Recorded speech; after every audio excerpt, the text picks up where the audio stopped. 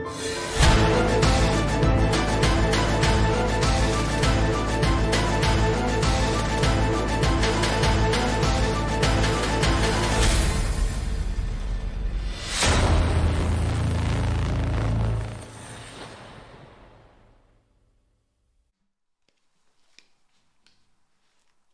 and welcome to the fifth episode of the Ultra Drive podcast, where we dive into the world of ultra sports. From endurance challenges to epic adventures, we cover everything that pushes human limits.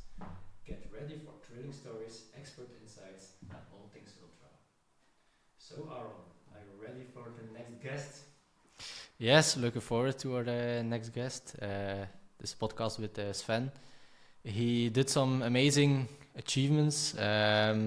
We will talk more about it in the coming podcast. But I'm looking forward to hear his story and how he how it went during his trails and his other achievements he got. So looking forward to it. Yeah, me too. So Sven, how are you? Good, thanks for having me. I'm just 1 week back now from Sweden. Okay. I'm starting running, it's back to zero almost, but I'm getting used to it. And now, in 1 week, I'm still in Belgium, and then I'm leaving for a holiday. 3-week trip to Guatemala and Belize. Wow. Running as well? Walking? I'll take my running shoes with me, but the main priority is vacation and hiking. We're doing an active volcano hike in the first week. So I'm looking forward. It's always active holidays. So there's no off season for you. Not much. Just a few days after Kullamannen, it's zero. But now I'm getting back to get in shape. Okay. Yeah, good. You're never out of shape, actually. Practically yes. Just one more running race for me this year. And in December, the Meerdalwoud Trail. Okay. That's in Heverlee. It's a fast pace this time, 44 kilometers, but it's in a huge forest, nearly flat. So I'm willing to try to go for a fast pace this time. But maybe it will be minus 10 degrees. I hope not, but we'll see. Yeah. That's the last race for this year. Yes. Still a huge one. Yes, but it's not like 100 kilometers. So actually it's a walk in the park for you. I wouldn't say that actually. For him, I mean, if Sven does 100 kilometers in Sweden, then 44 kilometers in Heverlee, it will be no problem, I think. Yeah, but like you say, it's fast paced. So it's a fast pace. Yes, I just need to get. At the start, you want to go with the first wave. With the that's something I've learned in the past. That's a mistake I made in the past. I always want to go with the first, and then I can't keep up with the pace. So I'll try to do my own thing, my own pace, and a steady pace. Because normally with marathons, I always overdo myself in the first 10, 20 kilometers, and I can't keep it up. So when I look back, my pace is always going downwards. So I'll try to keep a steady one this time. Then you can catch up a lot of. Yes, that's a huge mental aspect. I know a few months ago in Trail Côte d'Opale, that was 62 kilometers. But at the end, all the races were coming together. The 62 with the 10, the 20 and the 30 kilometers. And then I passed a lot of runners from the other, and that's a huge mental boost as well. Yes. Yes, and I can still hear the French. Il a 62 kilomètres. And those were runners from 10 or 12 kilometers only. That's a huge boost. They say that. Okay, and this podcast we normally start at the beginning. So Sven, who were you as a little boy? How did you start doing sports? Who was little Sven? Little Sven was a huge football fan. I started doing football, I think, around 7 years old in Saspor Boezingen. I was always a keeper normally, and then I changed to a regular footballer in Vlamertingen until my 17, 18. Then came school, and I did nothing of sports, and then I worked at a place, and he was a referee, and then I signed up also to become a referee. I'll see him also tomorrow. I'm with him doing Zoltawar. I'm racing Henk in the female soccer league. Oh. I'm now doing my 13th season now.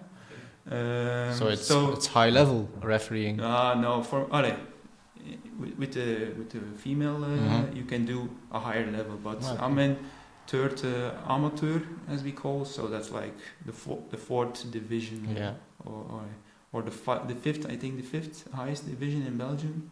So, but I hope to get promotion after. But if you were in third amateur, it's not Sunday league. No, it's a level higher. So. Yes, and it's also for big money, also for the players and the staff, and that's the football side. No running till then, just football. But then came Corona, COVID. Everything was done. So, and then I said to myself, I have to do something. I'll gain weight. I'll become fat, and I don't want. And the only thing you had the chance was walking, bike or running. So I started running with a friend. And, just like everybody else, I started at the beginning, just a few kilometers, then 5, then 10, and then maybe you should do a half marathon. So then we completed that. But I never ran smart. Always too fast, high heart rate. So not smart. Then I did my first ever marathon in Newport. That was like almost 3 years ago now. Just finishing was enough for me. And then I asked someone, Benny Fisher, for guidance, because I like to have get a schedule. Following a schedule, I find it very easy. And then came the second marathon in Ghent, already half an hour off already. So from 3 hours and 3/4 to 3 hours and a quarter. Then my third marathon in Flanders Fields, that's from Dixmude to Ypres, and just not beneath the 3 hour mark. And then came Rotterdam,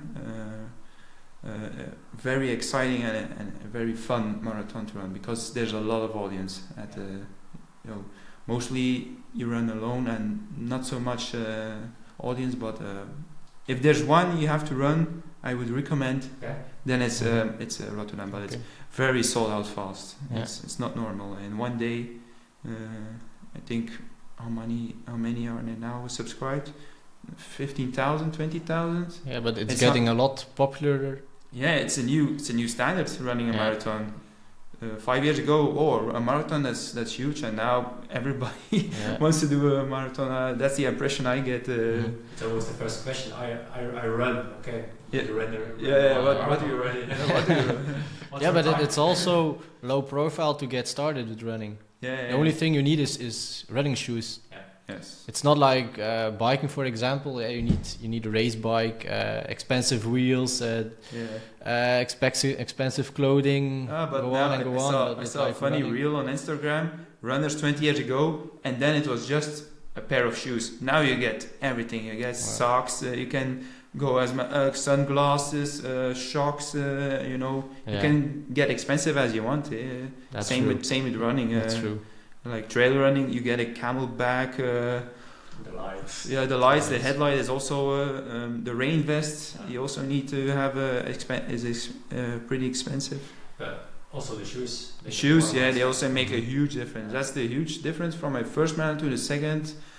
Guidance, running smart, different trainings, and also the shoes. I had my first one simple shoes, and second one was also with a carbon plate. So that's a huge difference. Yes. Even at small paces, that's. No, I wouldn't recommend it if you they recommend carbon plates if you run like a pace of 4:15 at least. You need to run fast actually to get the advantages of the carbon plate. Now you're a 4-foot runner or mid. Mid-foot. Okay, Mid. That's semi. The worst is back. Yeah. Because I did a running. How do you call that? Analyze it with someone at the physiotherapist. Yes. And he said, I'm a midfoot runner, so that's not the best, but it's not the worst. But back on the back, it's worst. But changing the way you run, it's very hard. He also said, he also said, try to train on your cadence. Yeah. But that's also not very easy. If you're used to something, I also when I see people filming me, I also see myself going to the front a lot, and it's not so good for your breathing. It's better to get but as vertical as possible. Yes, as vertical, but it's not easy when you're because like in Kullamannen, you're looking downwards because it's dark all the time. So you're running 8 hours looking to the ground actually in the dark. So it's normal at the end I'm still a bit with my head looking to the ground. So you didn't see any stars in the sky? I did see a couple of times. I looked up like, what the fuck am I doing here? No. Yeah, but that's also trail running is a total different thing than marathon running. For example. That's so it's true. normal that your the way you run is totally different. So yes, that's it's correct. Totally Different normal. shoe type also.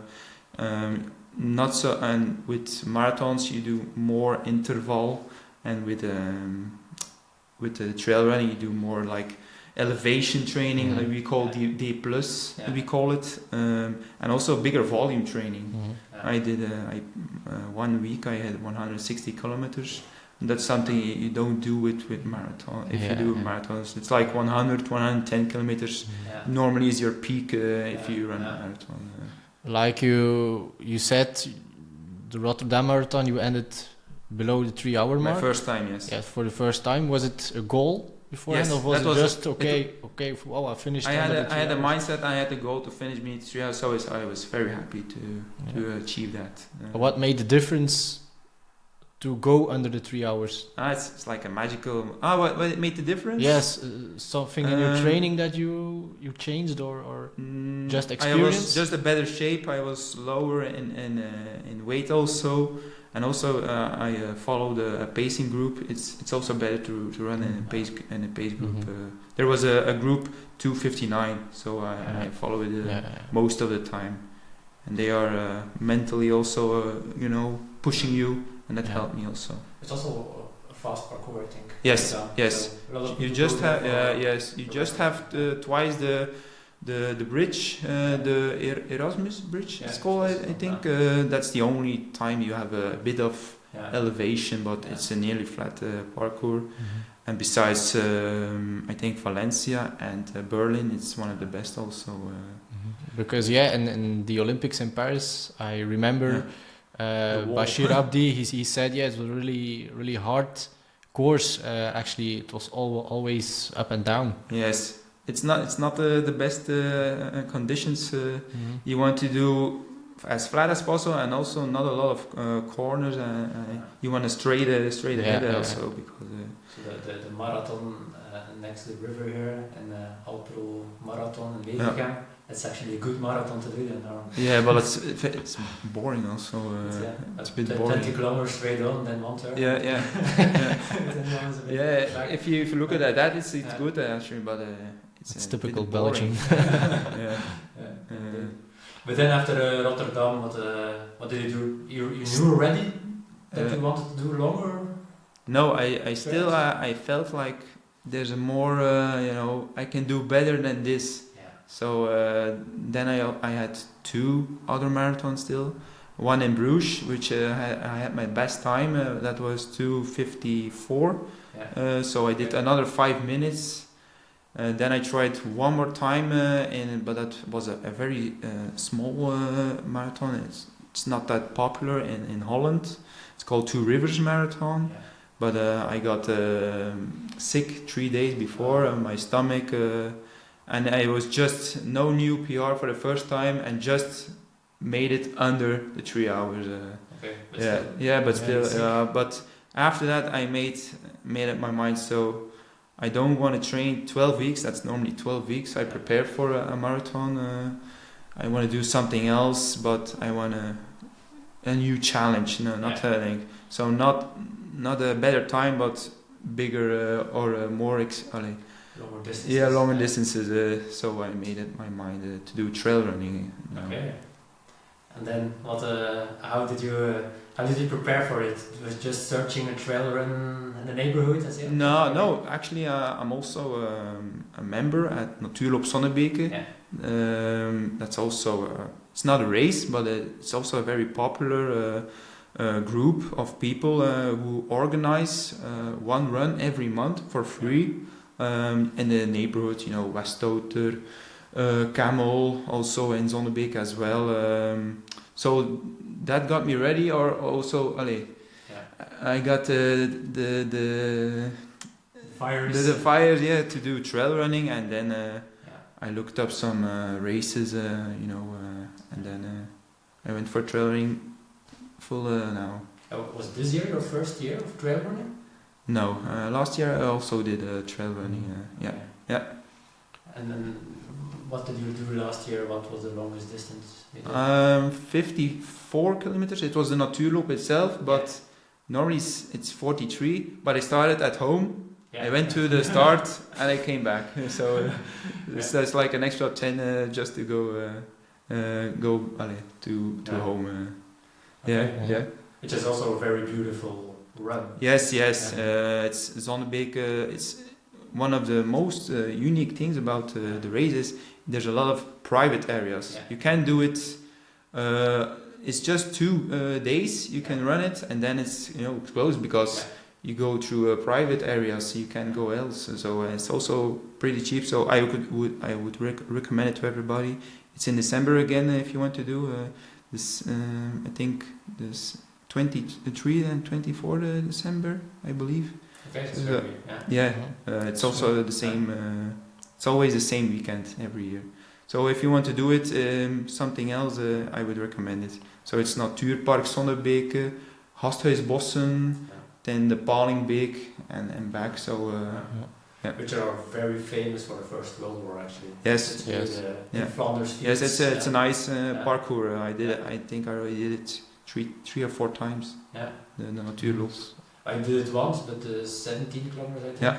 But then it was minus 10 degrees. Minus 10? Yeah, it was really cold. So my heart frequency was a lot higher just because of the cold. Oh, okay. And it rained a lot, like the weeks before. Okay. So and the private areas, there are a lot of cows on it. Yes. Yeah, and the cows, you have traces of the cows, but then it was frozen. So your foot always, it wasn't stable. Yes. Yeah. So it was very hard to run actually. Yes, you have to be careful for your ankle and your... Yeah, indeed. So 17 kilometers for me that day was enough, but it's very beautiful. Yeah. Especially because of the private areas. Yeah. And once I went running and I just checked Strava for heat maps to find find some new ways. Then there's a new way over there. I go there. Then I was in the middle of a farm suddenly in private areas. That's Natuurloop past over here. Yeah, that's it's funny you mentioned the heat maps because I also have a Strava membership. Yeah. So you can make your own runs, but I always check the heat maps because at all my trips I went, like Guatemala for example, if I want to make a run, I always check the heat maps. There's also small paths you can see, but if there's nobody around it, I won't make my route there as well. So that's same for me. That's also the way that I'm searching my ways abroad, especially. I already and all my trips I did runs. So I ran in Nepal, I ran in Iceland, in Faroe, in Peru. So and now in Guatemala. It's nice to go somewhere else. That's also nice to get those heat maps. Yeah. Wherever you go, you can check. Okay, there is a lot of running. I can go there. I can take this road. So that's pretty nice. But how did you end up participating in the Kullamannen? Mainly because now I went with 2 other members from Team Fisher. And I also heard the stories from 3 other team Fisher members who went last year. So that got me up and my attention, and I looked it up and I signed up actually immediately the moment you could, because I knew it was also from a huge organization called the UTMB. It's a final series, so it's pretty popular and known for all the ultra trail runners. So that got my attention, and I just had to check what was my main goal. 100 kilometers. I want to do 100 kilometers, the minimum. Is it possible also to do the 100 miles? But I wasn't. Luckily, I'm not ready for that. Yeah, and is it a goal to do one day? That's my ultimate goal, to do a 100 miles. Yeah. Preferably also at a UTMB event, if possible, and of course the main event at Chamonix. That would be like the ultimate bucket list dream, but it's very hard to participate at that event. If you know the system already, it's with a lottery. Now I've gained 3 lottery tickets because of Kullamannen to enter, but 3 lottery tickets is not much. Is there a small chance I can? But how many cases it is? 160 as well, UTMB? UTMB, the largest is 160 kilometers, 100 miles, and nearly 10,000 meters elevation, altitude. You start in Chamonix, that's France, but you also go through Switzerland and Italy. And how much time do you have to complete? The cutoff time, I don't know, but I think you have 2 full days at least, because people are sleeping also at aid stations. You get a attack from, I'm not dead, leave me alone, I'm sleeping. Because there are people sleeping also. I can imagine 10,000 meters of elevation. You can do that in one time. I can imagine. But it's very huge, and it's like the first aid station. It's a lot of people. It's very busy. So I don't know. That's like the bad side of UTMB. Everybody sees the good side, but it's also very huge and I saw a documentary about it. And the first single track, they are really waiting to be able to run actually. The first kilometers you have to go with the flow. It's like fishes in a stream. You actually have to sprint to have some place. Yes, the elite runners, the first are also always sprinting the first kilometers. Indeed. Yeah, it's not nice if you need to start such an event in that way. Yes, you don't want to do 160 kilometers and the first kilometers you have to sprint. No, indeed. And with how many can you start there? I don't know what the limit is for the amount of people, but I think at least 1,000. I would say from all over the world. But it's like the Hawaii Ironman. It's like it's the Super Bowl of ultra trail running. That's the best way to say it. Indeed. Everyone who is doing it or who is trail running wants to do this one. But it's not. UTMB is not just the distance. That's the main target for me. 100 miles. Okay. You have a few in Belgium also, like from the Legions trails, Belo Halico, the Great Escape. You also do. If you want to do a backyard, but that's just a small track.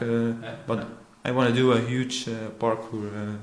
Discover a new region. And see something.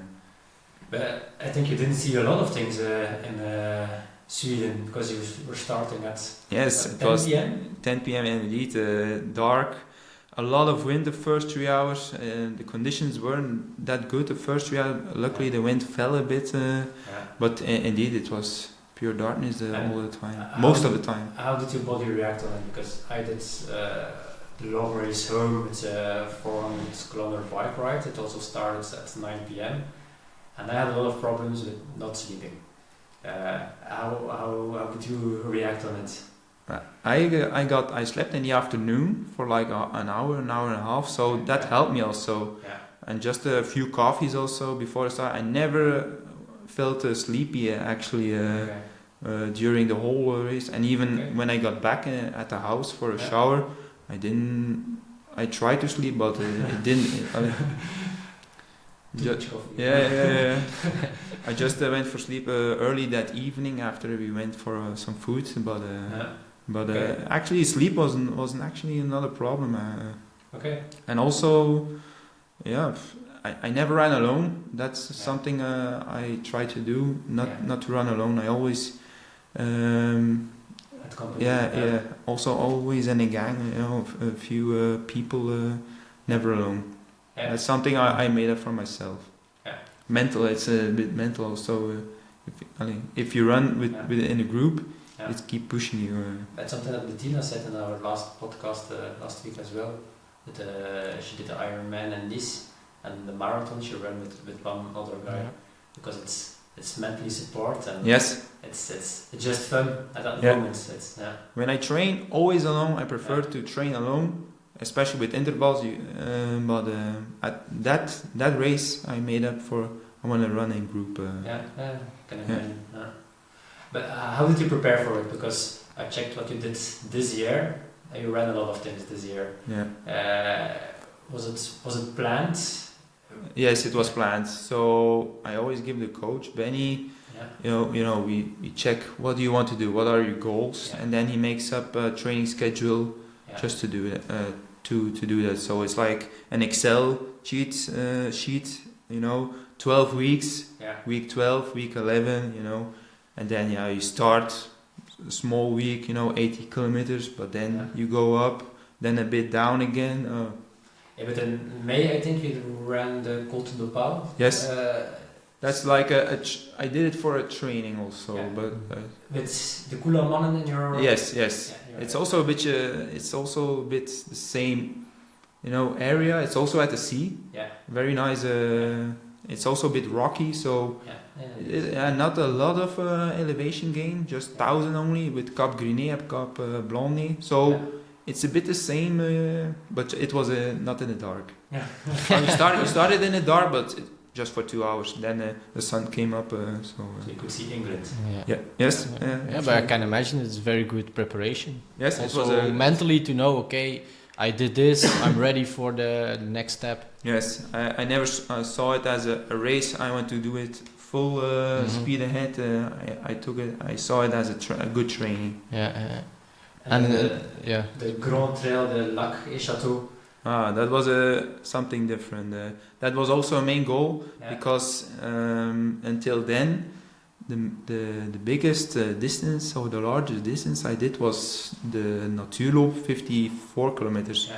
That was the Grand Trail, the Lac et le Château was 83 kilometers and a lot more of elevation gain, nearly 3,000 altitude meters. So also the conditions were, it was very muddy. You had to do 3 river crossings. Okay. If you don't know that, you have to cross a river with a piece of rope. So it was yes. I also had the bad luck. I fell after 5 kilometers, and I still have a scar on my hand from falling. Yes, I was running with I lost a lot of blood also. So my sticks, my running sticks, it's with that carton made, and it was all blood. So it was a hard crash, or how did you crash? With the downhill. Downhill, yeah. I never did that again, and you want to do it good, you want to keep up, but it's very different and hard the downhill. If you can train on it, but it's very hard to do that. Imagine going downhill at a fast pace, like 60 kilometers an hour. Some are doing, and then you have to without falling. With a backpack. With a camelback and all. Some are doing it. I can only admire them how they do it. Yeah, I had a friend when I was studying physiotherapy, and he was also doing trail running, and he was training a lot to go downhill. The technique to put your one foot before the other and doing it fast with a higher cadence. He was really training a lot of it. Yes. Now I'm not taking a lot of risk anymore because of that foul I made. And when I see someone in my back, I always do. Oh, go ahead. Yeah. It's not like I'm going for a podium or something. So I don't really care if I pass some runners who are faster downhill than me. Mostly of the time I can catch up some of them when it's going uphill again. So it's a bit like a accordion. But that your fall was in the beginning of the. Yes, 5 kilometers, and my hand was already here. It was what open. were you thinking then? Oh my God! And still, then you're looking at your watch. I stopped at every aid station to get new bandages also, so I lost a lot of time.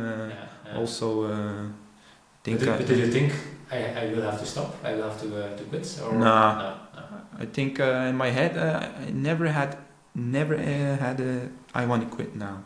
You know, you feel pain or something, but you can it's bearable. You know, so I didn't want to quit then. You don't want to go there to quit after 5 kilometers. It has to be a lot worse to do that for me. But did you feel like, okay, we're losing a lot of blood? Did you feel that Normally I can't stand blood. It's yes. When I see a few drips, I look away because it's all fuzzy in my head. Like all my vaccinations from Corona, I did them while I was lying because I can't stand it. So because of the adrenaline, it kept me pushing. I looked at it, okay, adjusted it. On my luckily it was a black short I have, so I'll just keep on going. But you didn't feel weak because of the No. I think it will be mainly due to the adrenaline. Yes. As I said. Actually, you're in the race. You want to go as fast as possible to the finish line, and it's normal that you have an adrenaline kick. But if it was a normal walk, I would feel, and then I would feel, I think, fuzzy. So how went the rest of the race after your crash? Let's say. I could keep up my normal pace. I didn't take a lot of risks now, and then it went good actually. It was just a very hard race actually. I'm still thinking what was more difficult actually, Kullamannen or the HTLC 83 because of the conditions, because of my hand and then the weather in HTLC. But I think it's a bit the same of difficulty. But I also reached the finish at HDLC. So that was the main target. I was very proud of myself. Yeah, of course.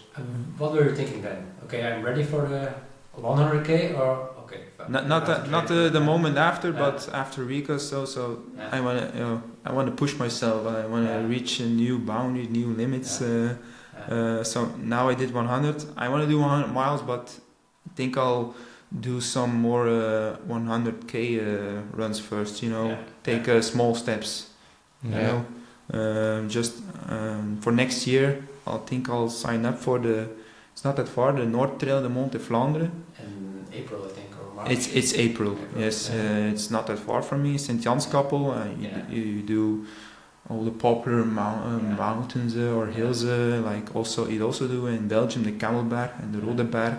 But also the Katzberg, it's like a bit my training ground, but in race form. It also starts during the night. Yes, 2. Two. It's 150 kilometers. Yes. So that will be your longest one. That will be the longest one in distance, yes. But I think the home train. Yes, I think it's dangerous to say, but I think it's easier than Kullamannen because of the terrain actually. The Kullamannen is easier, or I think Kullamannen is harder because the biggest I wouldn't say main fault. Some say you look at the terrain profile and you say, only 100 kilometers and only 1,000 meters of elevation. That's easy, but even the flat parkour was very hard because it was so rocky. And you have to watch very carefully. A trip was easily made. I saw a lot of people just giving up because they also fell. Yeah, we don't have that in Belgium, that rocky terrain. No, at the coast, no, it's just pure beach. It's now sandy beaches in Sweden. But yeah, indeed, I saw the profile of the Kullamannen, and it was just like 3 mountains, you can say. One in the beginning, near in Mölle, the Kullaberg. And 2 at the end actually, who are, you felt them, but they were still okay, I think. But you can't. Yeah, but indeed, when I saw the profile, okay. You think it's okay, It's but okay, yeah, just 3 mountains, no. but then I saw also, it's actually pretty hard because because of the due to ground. the terrain. Yes, due to terrain, and it's one of the races also with the biggest. We say DNF did not finish rate actually on the 100k. 1 out of 3, 1 out of 5 didn't make it, and on the 100 miles, 1 out of 3 didn't make the finish. It's a lot. That's a lot. So it's very dangerous to say, but it's an easy parkour. And sometimes it's also fast paced because you also have a bit of road, but not a lot. I also saw on the website of the GTLC that they will have in 2026 also 100 miles race. Yes, So now they also did it, but they used, they used to do it every year, but now every 2 years. Yeah. But I think that's a very hard race to do 100 miles. So it's not a. I goal, already as you went say, there. okay. I want to do go another somewhere else, another region. I'll look up maybe in 2026. You also have a UTMB series in Colmar. It's very beautiful. yes, it's only 6-hour drive. I'll check into that, but I don't think I'll do a 100 mile next year. I'll just do a first 100k, and then 2026 I'll try again. And do you go into the Vosges in Colmar? Do you go into the mountains? Yes. You also it's 7,000 elevation gain for the 100 miles. It's a lot. It's hard. It's near Alsace, Strasbourg, the region. That's. It's just I'm looking up. You're looking at everything. Of course, you're feeling around. Yes. It's not every day, but I look to a lot of sites. Even here you have Betrail or B-Trail, something that's like a Wallonian website. You have everything you can see of a trail races. Belgium is pretty. You have a lot of, especially in the Ardennes, you have a lot of races. And yes, and do you go sometimes to the Ardennes to train or? No, not actually. Mainly my trainings were in camel. I did just also always the camel bad if you want to do some decent elevations. Because up here, it's the same thing. It's the same thing. The Ardennes are too far, but Heuveland is actually the best ideal. place. It's the best place if you want to gain some elevation. Yeah, Westhoter or Camel.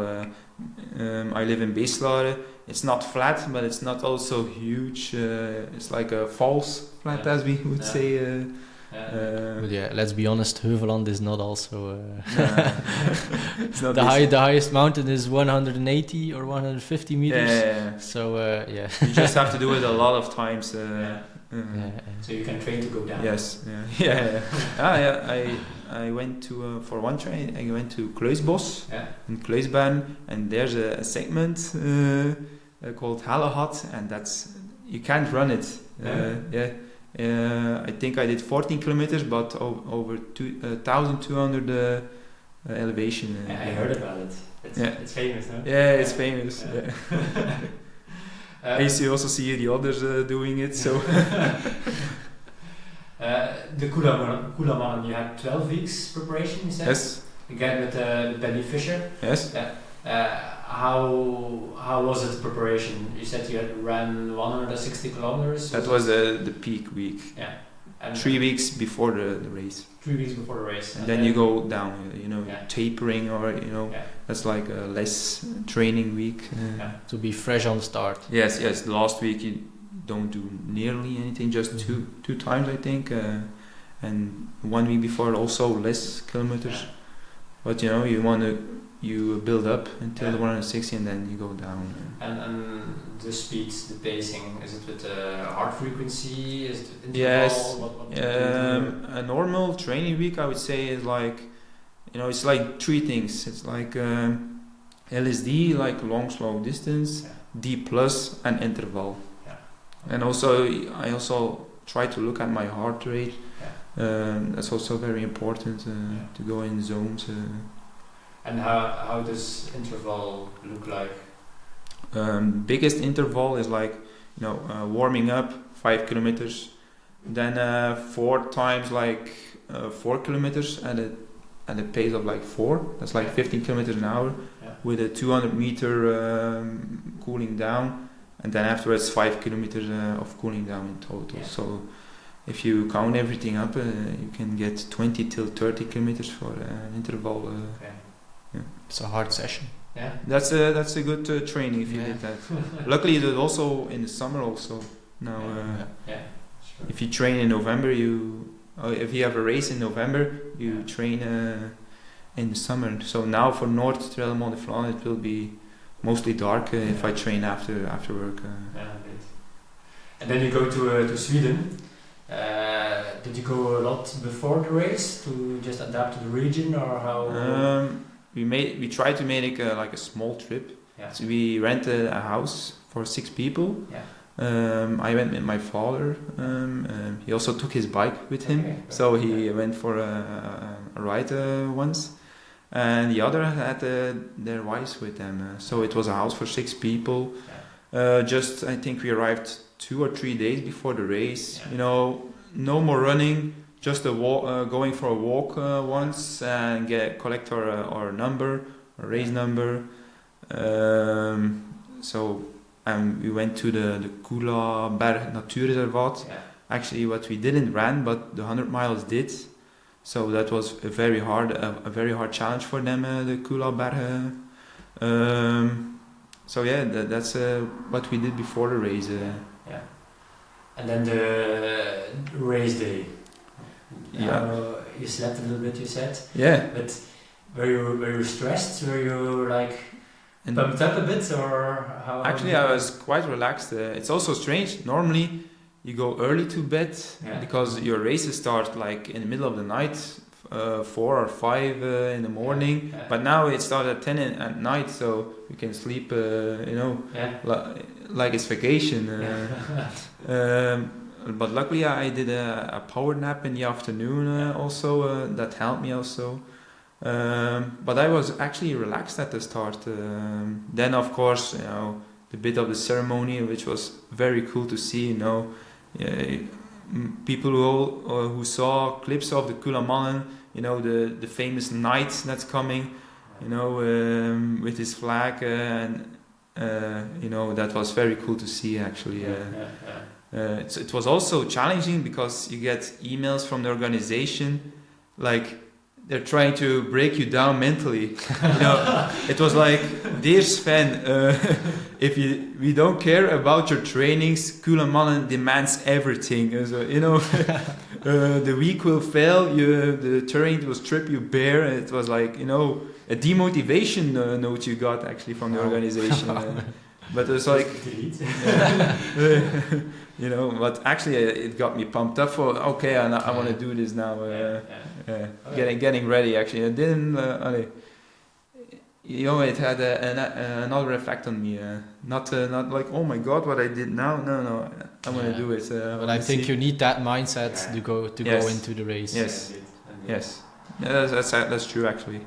But then for the race, did you have a pacing plan? Did you have a plan? No, it's very hard to keep up. Some people ask me, what is your target when you're going there? I said, main target 1 is reaching the finish.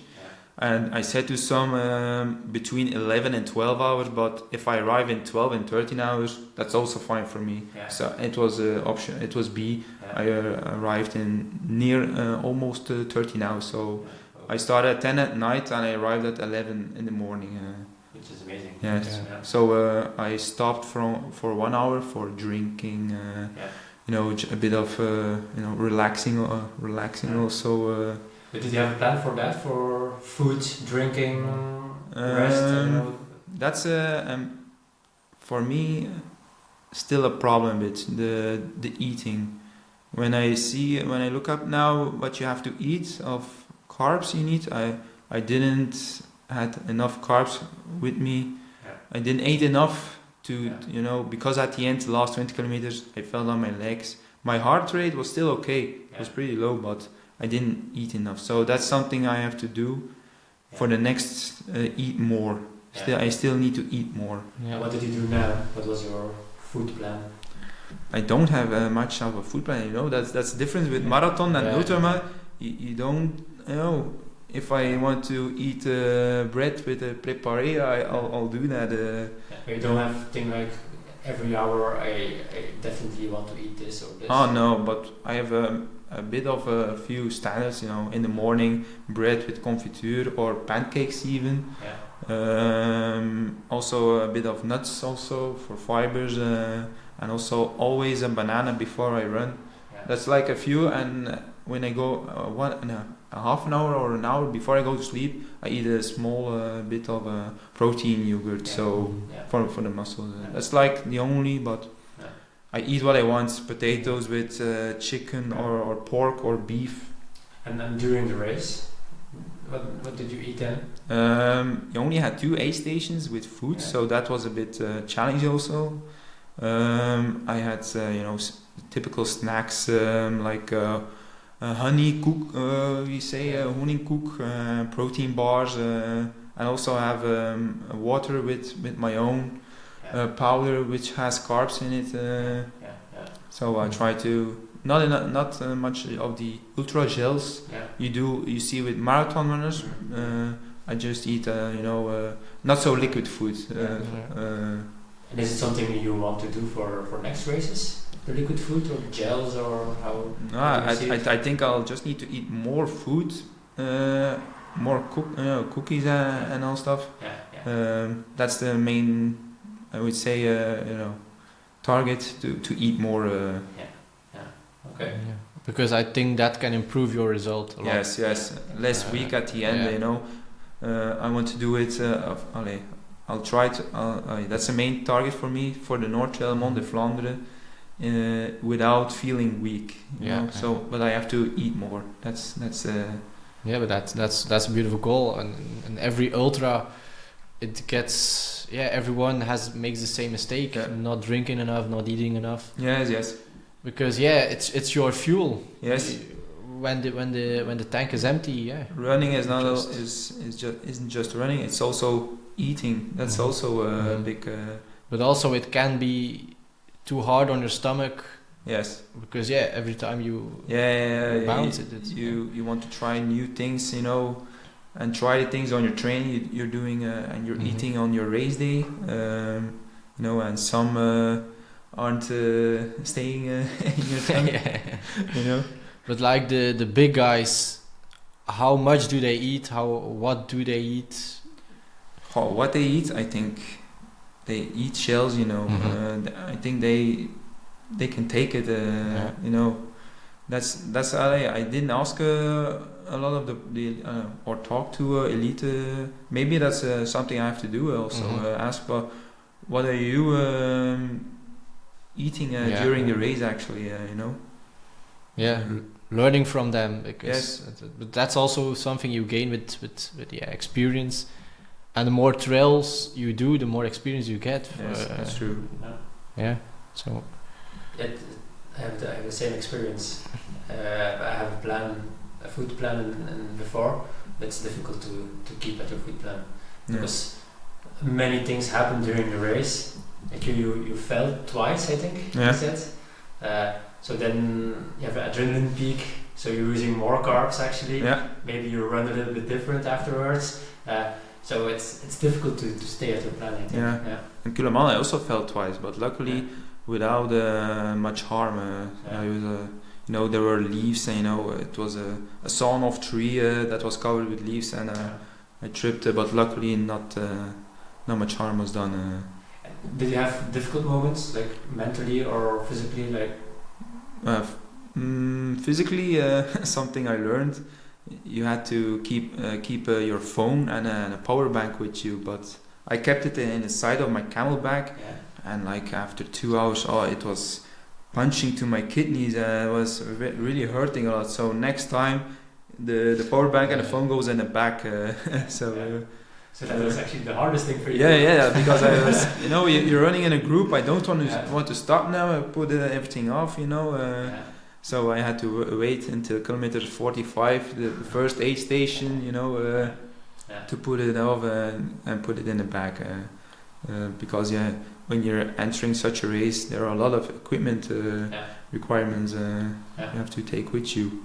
How do you do that? Because you don't have a bike to put things on it. You just have to carry everything. Yes, you have to carry everything. So you're not only running, you're also carrying like an extra 1.5 kilo, 2 kilo. You have to have 1 liter minimum of water. So in my case, it's 2 flasks I carry. You have to have a raining vest with a 10,000 Schmelber, it's called. The thickness, the protection. Headlights with a minimum of so many lumen.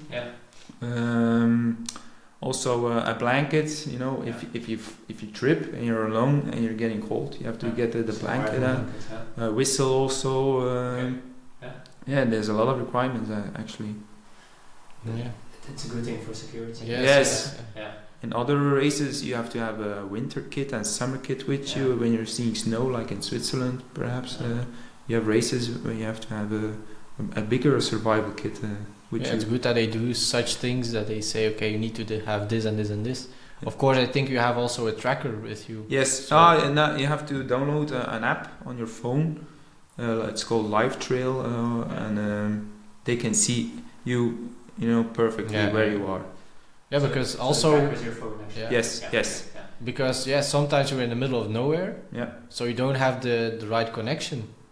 I was connected all the time. That's good. People could see me every time where I was. But mostly the tracker is like a device on itself, like in HTLC you get it and you have to put it with you. But at the Kullamannen it was your phone that was your tracking device. Okay. Yeah. But Kullamannen it's not in the middle of nowhere.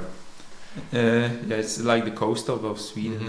So there are always some small villages around. Yes, small villages and not huge cities. It's not Stockholm or Malmö you run. It's Höganäs to Bostad, not the biggest known cities. The mountains aren't that big, so it's not like in the Alps or the Pyrenees. No.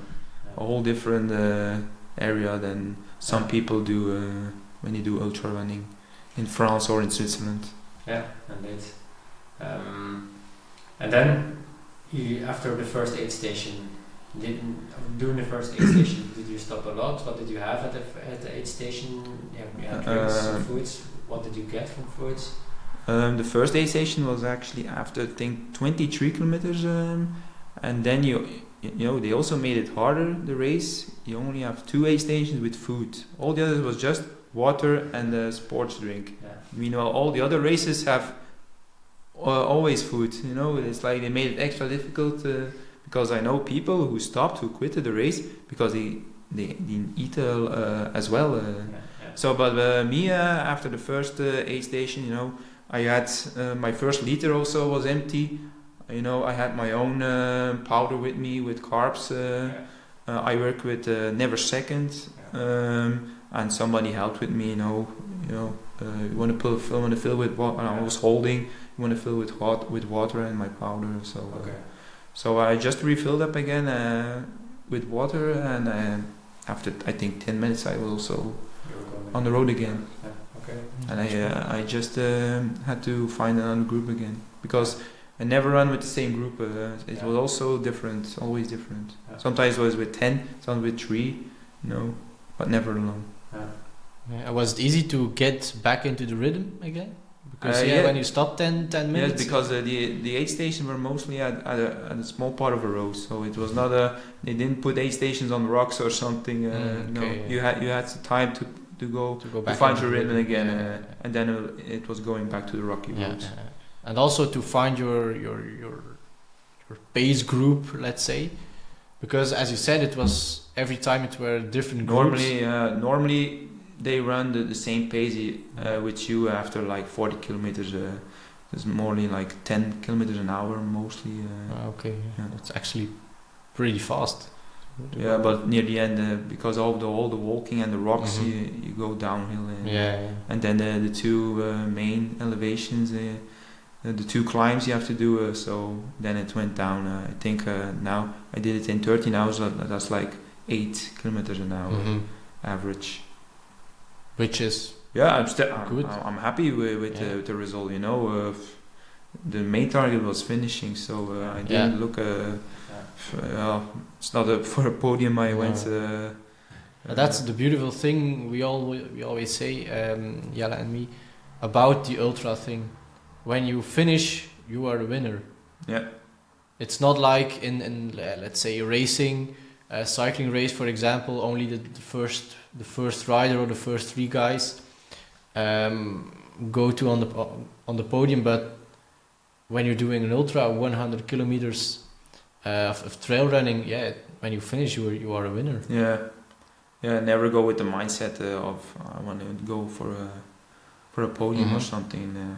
And that's also mentally a big thing. You don't have the pressure. That's true. Okay, that's true. easy. Okay, I will just reach the finish line. Those elite runners are something different. They probably have expectations and targets to finich. Especially like UTMB, the main series. Yeah. That's the only race with some decent prize money actually. So for them it's huge. But they also get sponsors. And yes. It's almost their That's living. That's not for me. Not yet. No, yes. That's also an advantage of running or ultra running. You can do it still when you're quite old actually, because there I saw some really fast runners who are in their 50s, even 60s. So you're still able to improve. Yes. I'm not on my peak yet. a lot of improvements. That's motivating. Actually, yes. And then the finish line, when it's getting closer, what are you thinking? Okay, I'm gonna make it, or was it difficult at the moment? At the last part, you said last 20k. Well, the last aid station with food was like after 83 kilometers, so you still have to do 20. I think. There, I saw a lot of runners quitting. I saw 5 men who gave their numbers to the organization. I want to quit, and they got a blanket and a car. But when I saw that, it gave me an extra push actually. And it was also it wasn't dark, and it was the sun was getting up, so I saw a beautiful sunrise. So that was actually nice also, because the winter was arriving in the dark, but I saw the sunrise actually in nice. Sweden. Yeah. That was nice actually. And does the organization accept that they quit? Yes. They don't try to. No. When they save on, they ask maybe once, maybe are you sure? But if they want to quit. But what is the cutoff time? Or what was the cutoff? You have to, for the 100k, you had 20 hours, I believe. So you had 7 more or 8 more hours to finish? Yes. The guys that were around you, if they just take a nap or things like that, maybe they can still continue afterwards.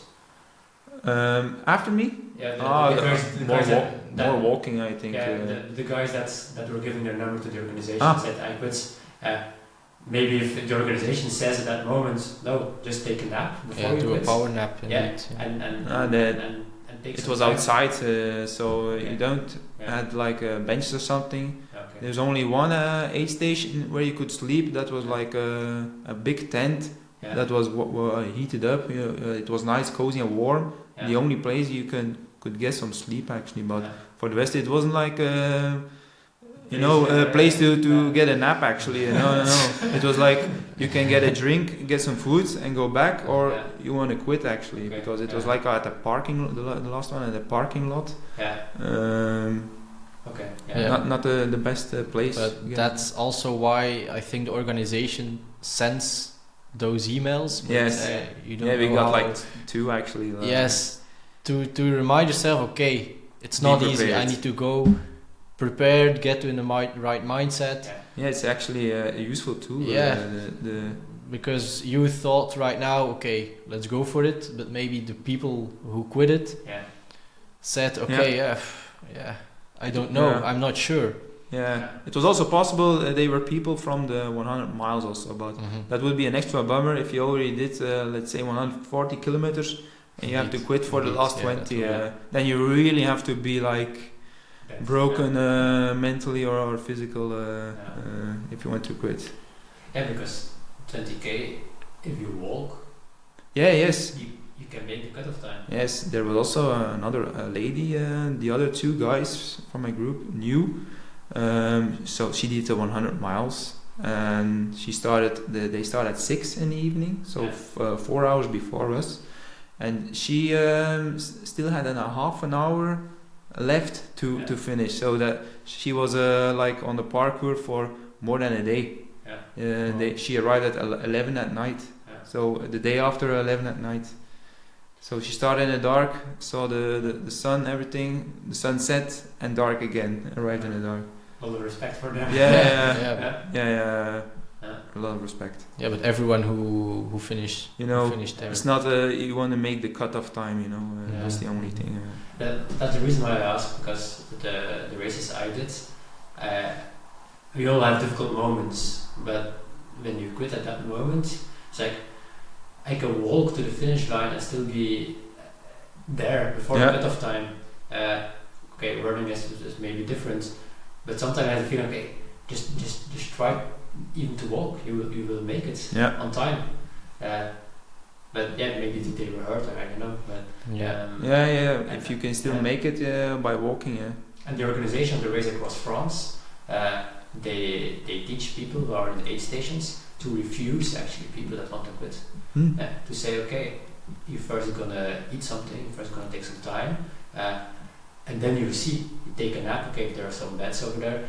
Take a nap, and afterwards you will see maybe you want to continue. Now you're just tired, you are hungry, and mentally you are just in a place. I want this suffering to be done. But if you take your time and you have some time to finish before the cut-off time, probably they can still finish. They weren't actually cheering up. There were volunteers also, probably from the area. If you said I want to quit, they didn't like maybe if you walk now. They accepted. Don't you want to quit? Yeah, because somebody asked how many kilometers is it, and he said it's 26. And I was like, no, that's not correct. It's 20. That's like he's adding up 6 more kilometers. 20 is enough. Okay, but last 20, how did they go? The last 20. Just after the last aid station, that's where you have to start with the 2 huge climbs actually. So that was, it was clear, not dark anymore, but it's still very hard to do. I didn't run a lot. There was just one street you had to run. That was in concrete, so that was okay. But for the rest, I also did a lot of walks actually. Just the finish line, I didn't walk. For the photo. Also, there are also other races. So you have 100 miles, 100k, then you have 50k and a 20k. When I arrived in Bostad, I could hear that was also the start for the 20k. Okay. So I passed, and I also 1 minute till countdown. The race was starting for the 20k. Of course, I got the horse behind me at one moment, because the first kilometer the horse is guiding the runners. I got passed by like 500 runners of the 20k. The first, at like 16, 17 hours, kilometers an hour. So I like zoof. That was actually a bit strange. I would say demotivating, because it was still 4 kilometers, so it wasn't that much. But to get it just had to be now when I'm passing through. Already 11 hours, 12 hours of running, and then I have to like 500 runners of the 200k who are running faster than 9 kilometers an hour I did. So that was the only bit of Am I still riding a track also? That was what people were thinking at the ball, and you were faster. Maybe yes. It's cashback. Payback. Payback. But then I saw somebody else from the. You look at the colors of the numbers, and I'm still correct. Because that was also a bit very difficult. To find your parkour, the arrows, and it wasn't very clear actually. No, then you see a sign suddenly. You have to follow that track. Like if you do a walk here, you also have a lot of the small signs actually. It was the same there. You have to follow you have to find a small orange square actually for okay. Even and some were just painted on rocks or something. Luckily, and I was also, like I said, always in a group, and sometimes we ran wrong. I think if you count everything, I think I ran 300 or 400 meters wrong, so that's still okay. On that distance, it's okay indeed. But and in the dark, finding the right. Yes.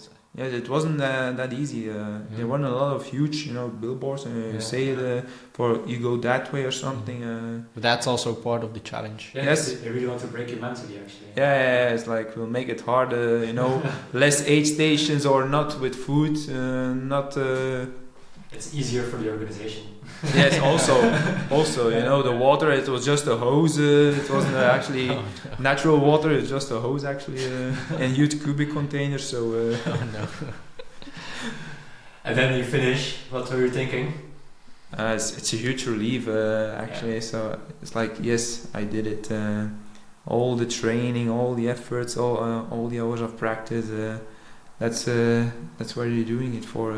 Reaching that finish, and then you go relaxed a bit, and now you're thinking, what's next? Just a week after, Just a week after. Yeah. And were you stiff the days after, or? It's like 11 in the morning. I arrived, so and there weren't showers, so I have to shower in the house we rented. And getting in the car and getting out was like, I feel like somebody from 90 years old who got us pushed under a train. And the main evening also, when we went to the restaurant, was also like very stiff, and my feet also, because like you said, the frozen mud you experienced. You also had that in Kullamannen with the rocks. It's not good for your feet to land on actually. I felt that on my ankle also, but all in all, like 4 days after, I was ready to for the next challenge. Yes, I work on the 5th floor at work, so I always take the stairs, never the elevator. So I do like normally. I take the stairs. Okay. A lot of respect for your performance. It's impressive, really. Yeah, if you think. I think 7-8 years I was like 90 kilos or so. I couldn't run for like 5 kilometers.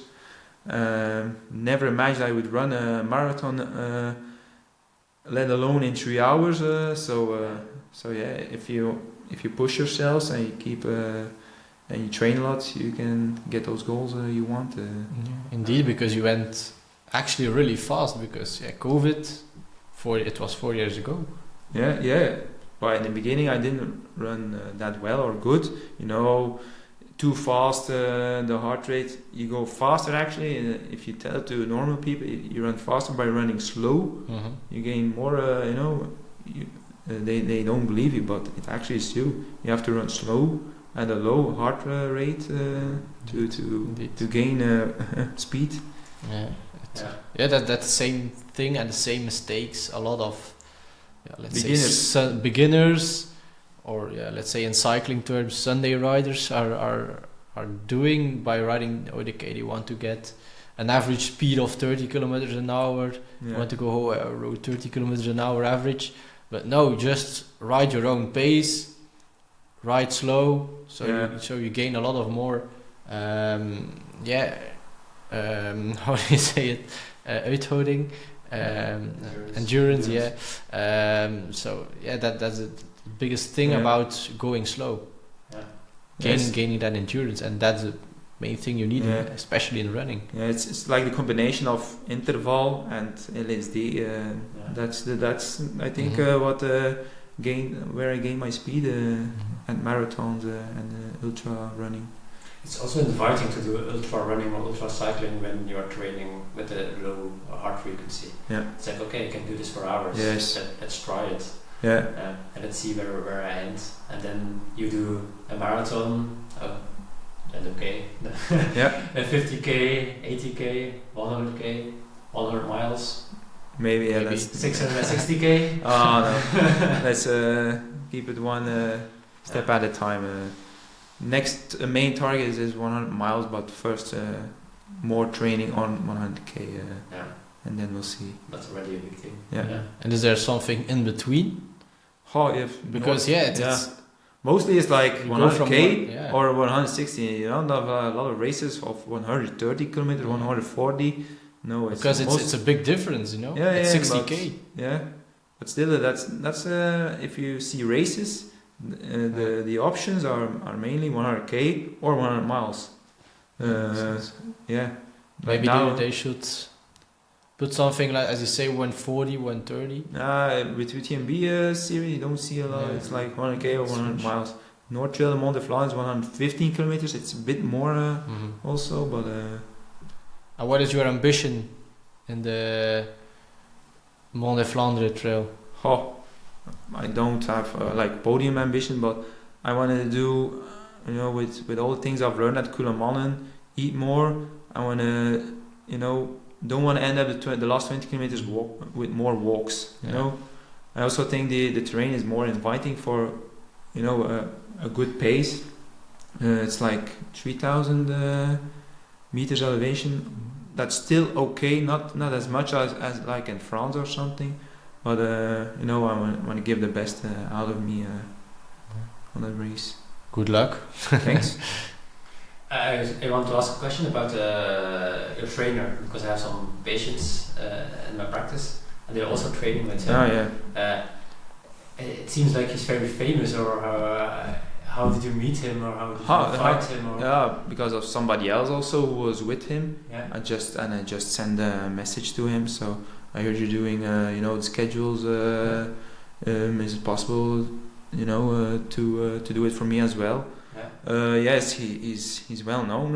I think Mathieu Bonne also let him train for his 6-day race. Yeah. World record. Yeah. And he also went to Hungary, Benny, to see his achievements. So also Hilde Sonje, the marathon woman, who's running a marathon every day. I'm also running the last marathon of our challenge. I'm also going to Ghent. Okay. So if you want, it's going to be huge because it's a Guinness World Record. Also. So it's 31st of December. Or? Yeah. A marathon 366. So because of this year it's an extra day. So it's because the previous record was 365. And now she's going for 360. She's on television, the marathon of Brussels, I think. Yes, she also is running. And also in the beginning of the year, the television went to... the first day. Yeah, she mostly ran on the Watersportbaan in Ghent. That's mainly her terrain for the everyday. She's running a marathon. But I'll go also with a few friends on the last day of the year. Just as a training. Of course. Because it's a low, pretty for me a low pace. It's I think a low pace of 6 minutes a kilometer. Benny Fischer has a lot of athletes. I don't know how many. I think 200 he's doing for schedules. Yes. From start to runners to athletes want to go for the podium every time. So ultra running also. So it's interesting to have his experience. Yes, he ran twice under 2 hour 30. Okay. I'm happy with the planning. That's something very personal. Yeah. Some can do it with a program and schedule, but I needed something to push me. So you have to put your shoes on and go. Okay, it's bad weather. Okay, it's dark, but you have to go. It's a bit of a motivation for me to work with a program and also know, because he's got a lot of experience to know. Yes. Okay, he say, right now I need to do this training. Okay, he knows why I need to do this training. Yeah. He's got experience, and that's the main thing about. And he's also flexible. If you can't always make it, if you have something planned for that day, or like in my case, I'm also a referee. The weekend I always have one match, so it's not always easy to do a run in combination with the referee. But I'm satisfied with the results. Otherwise I wouldn't be doing it. That's also good that he is flexible, because with my cyclists, I always tell them, okay, which days can you train? Can you do the longer distance trainings? And because a lot of trainers are saying, okay, this week this week that, but they don't listen to their athletes. And that for me, that's the biggest thing. Listen to your athletes. When can they do? Yeah. For you, for example, okay, let's say Sunday I have a game that I need to whistle. Yeah, so that's what. yeah. Yeah. So, yeah. And also, you don't have to think about what you have to do. Yeah. You don't have to stress. You can just follow someone. Yes. You trust him. Yeah. And yes, you make your program in your watch. It's very easy. Even the intervals, you can put everything in your watch. Yeah. Your watch says you're okay. Cooling down is done. Now you have to start again. It's very easy to do your exercises and your training. Yeah, I think it's important for a lot of runners, even if it's just to run 10k or 15k, to consider maybe take a coach and if you want to improve. Yeah. If you want to improve, if it's just running. Especially when you start out. Yeah. My first marathon was without Benny in Newport, and then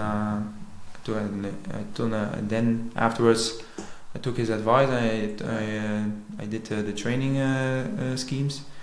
schedules, and then like a half an hour off of my new PR. So immediately, half an hour is a lot in marathon. How many months was it then? Only 6 months. 6 months. So it was Newport, and then is at the end of the year.